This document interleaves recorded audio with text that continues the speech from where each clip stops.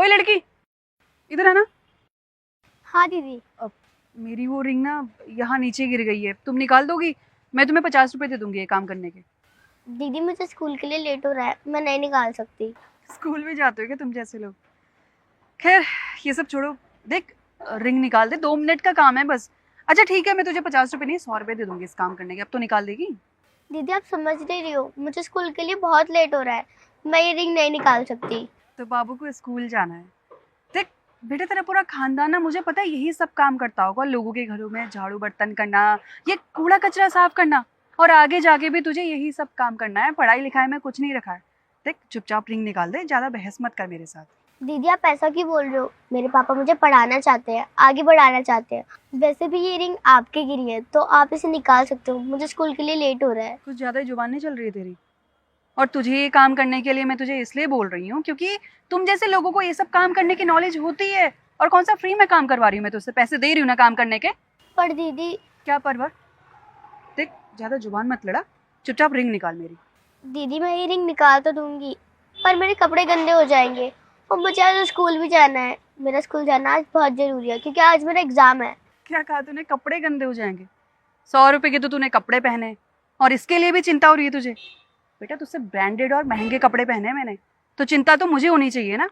और वैसे भी तुझसे ज्यादा लेट मुझे ऑफिस जाने के लिए हो रही है, तो ज्यादा बहस मत कर। रिंग निकाल दे मेरी चुपचाप, चल। दीदी, दीदी अरे प्लीज निकाल, 2 मिनट का काम है बस।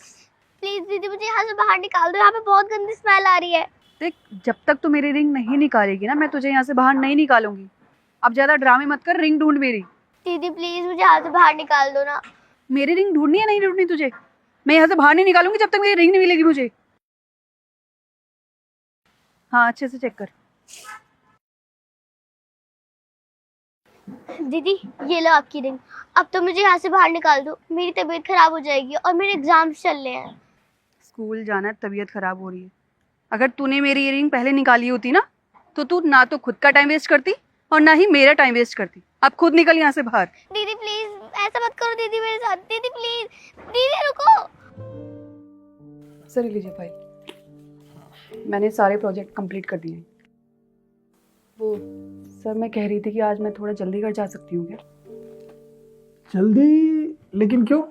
सर मैंने आपको बताया था ना कि आज हमारे घर पे मेरी सिस्टर को देखने के लिए लड़के वाले आने वाले। हाँ तुमने बताया था, लेकिन घर जाने से पहले एक छोटा सा काम है वो करना होगा तुम्हें। काम?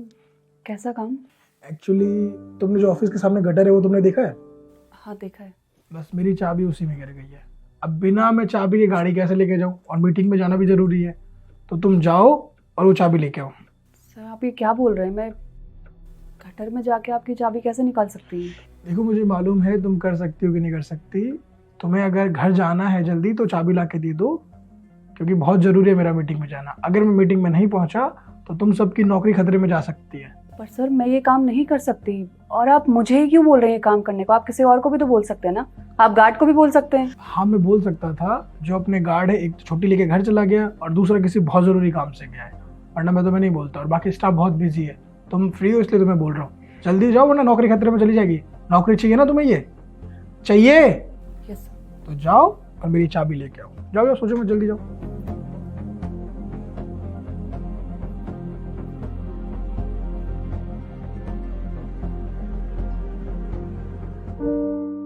सर ये आपकी चाबी। आपको पता भी है कितनी गंदी स्मेल आ रही थी वहां से, और आपकी चाबी मैं धोकर लेकर आई हूँ। कितनी गंदगी थी वहाँ पे? सर बहुत ज्यादा गंदगी थी। पता है तुम्हें, तुम्हारी सोच जितनी गंदी है ना उतनी गंदगी नहीं होगी वहाँ पे। मतलब ये कि कुछ दिन पहले तुमने एक स्कूल जाने वाले बच्चे के साथ क्या किया था, याद है?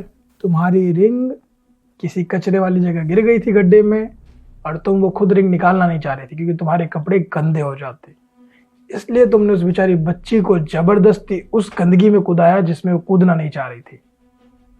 शर्म तुम्हें नहीं आई? सर आपको कैसे पता चला ये सब?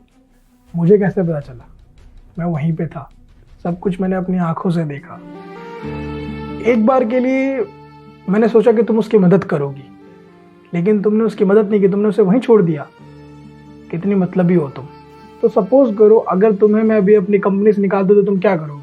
क्योंकि मेरा तो काम हो गया है। सॉरी सर, मुझे ऐसे नहीं करना चाहिए था। देखो, ये सॉरी बोलने वाला दिखावा मेरे सामने मत किया करो। एक अच्छा इंसान हमेशा दूसरों की मजबूरी समझता है, ना कि दूसरों की मजबूरी का फायदा उठाता है। और तुमने भी उस वक्त वही किया। तुम खुद अपना काम कर सकती थी। अगर तुम मजबूर होती तो अगर तुम उसकी मदद लेती तो कोई बात नहीं, लेकिन तुम्हारे पास सब कुछ था अपनी मदद करने के लिए। उसके बावजूद तुमने जबरदस्ती उस बच्ची को परेशान किया। सर, मैं माफ़ी मांगती हूँ आपसे, प्लीज़ मुझे माफ़ कर दीजिए। मैं कैसे माफ कर सकता हूँ तुम्हें इतनी बड़ी चीज के लिए? बिल्कुल माफ नहीं करूंगा। तुमने सोच भी कैसे लिया ये? इसी चीज को देखते हुए मैं ये चाहता हूँ कि मैं तुम्हें अपनी कंपनी में नहीं रखूंगा, क्योंकि मुझे अपनी कंपनी में ऐसे कोई लोग नहीं चाहिए जो मतलबी हो। और तुम जितना मतलबी तो बिल्कुल भी नहीं। पता है वो लोग कितनी मेहनत करते हैं? बहुत मेहनत करते हैं आगे बढ़ने के लिए, कुछ अपनी लाइफ में करने के लिए, लेकिन तुम जैसे लोग हमेशा उनके साथ गलत करते हो, इसलिए बर्दाश्त के बाहर हो चुका है।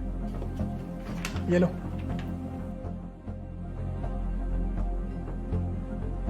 कल से तुम्हें ऑफिस आने की कोई जरूरत नहीं है।